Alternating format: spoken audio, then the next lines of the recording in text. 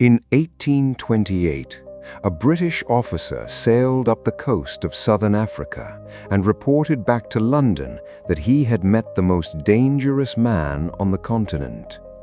He commanded an army of 40,000 warriors. He ruled over 250,000 subjects. His empire had not existed 12 years earlier. His name was Shaka, and this is the story of how a bullied, illegitimate child built the most feared military machine in African history. Shaka was born around 1787, the son of a Zulu chief named Senzangakona and a young woman named Nandi. The problem was that Senzangakona and Nandi were not married. Shaka's very existence was treated as a scandal. When the shame became unbearable, Nandi was cast out. She took her son and left her homeland forever. The boy grew up in exile.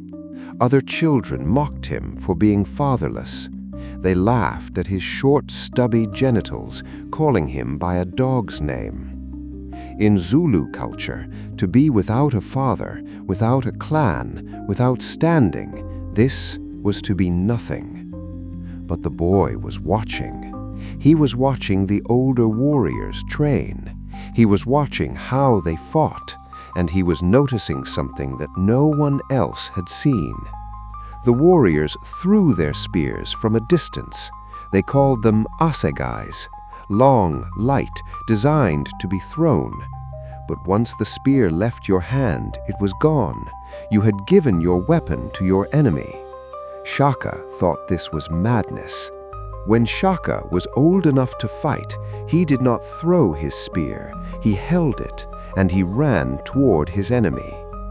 By the early 1910s, Shaka had grown into a feared warrior under the Mfecane chief Dingiswayo.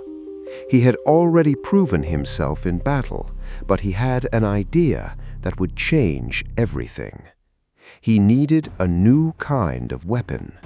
He went to the finest ironworker in the kingdom, a man named Ngonyama, and he described what he wanted.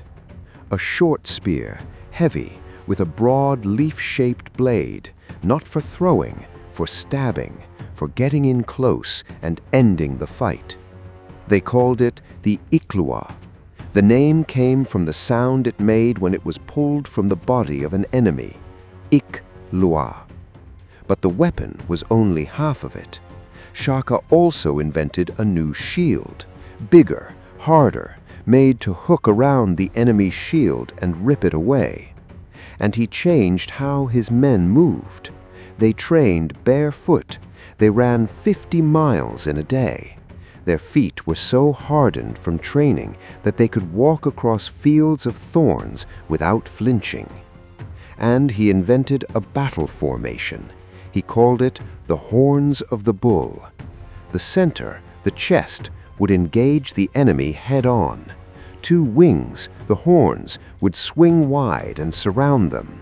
And behind them, the loins, a reserve of veteran warriors who sat with their backs to the battle so they would not be tempted to charge too soon.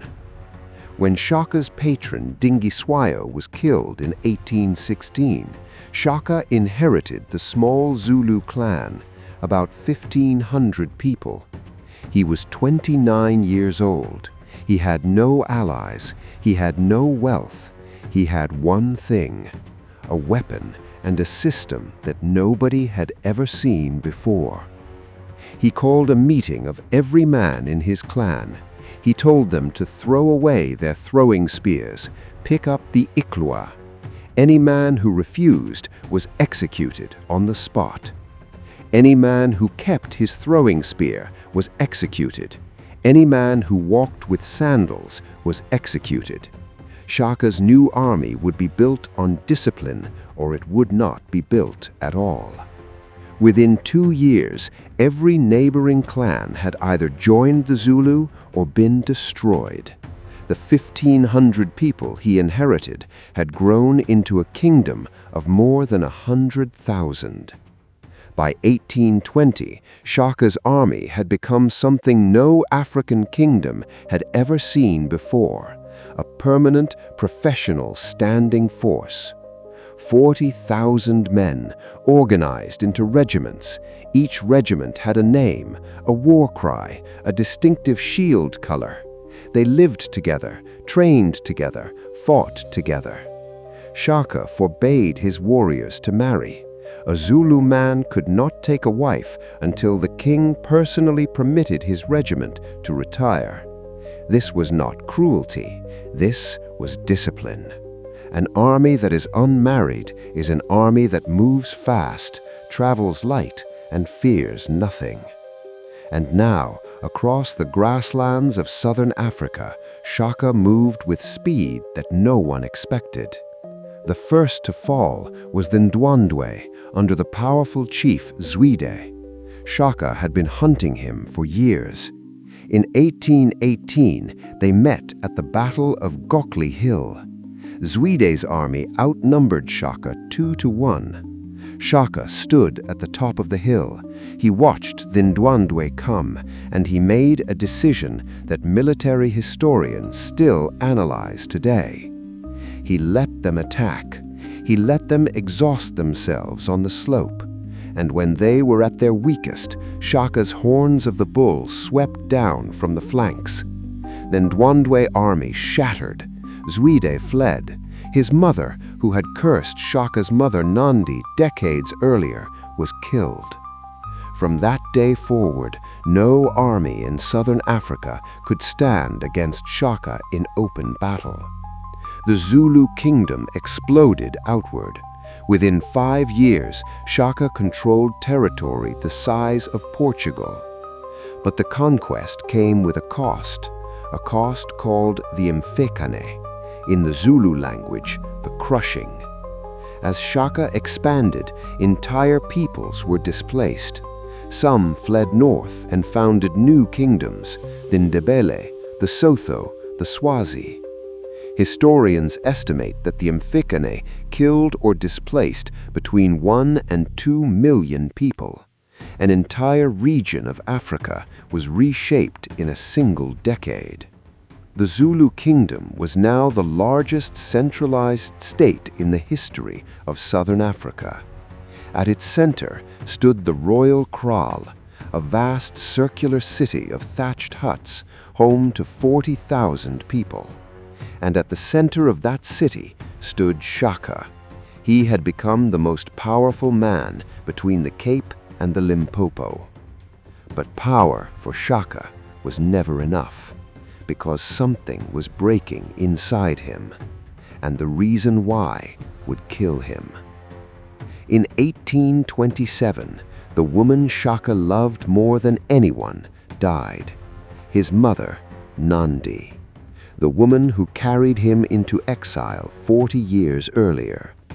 Shaka's grief was not private. It became a weapon he turned against his own kingdom. He declared a year of mourning. No crops could be planted. No milk could be drunk. Any woman found pregnant was to be executed along with her husband. Historians estimate that 7,000 people were killed during Nandi's mourning period. The man who had built the Zulu kingdom was now destroying it from within. Shaka began to suspect every general. He sent his army on a pointless campaign 200 miles north, then ordered them back to march again immediately. The army was exhausted. The people were starving. The kingdom was fracturing. And watching all of this were Shaka's bone half-brothers, Dingane and Mlangana. They had watched Shaka's rise. They had served in his army. They had survived his purges. They had been waiting a long time. On the afternoon of September 22nd, 1828, Shaka was sitting outside his hut. He was meeting with a small delegation from a nearby tribe. His guards were not there. His army was still marching back from the pointless campaign he had ordered. Dingane and Mlangana approached him. They were his brothers. He did not rise to greet them. The assegai struck his back, the same kind of throwing spear he had banned from his own army 40 years earlier. Shaka's last words, according to the oral tradition, were to his brothers, "You think you will rule, but I tell you, the white man is coming, and he will make servants of you all." He was 41 years old.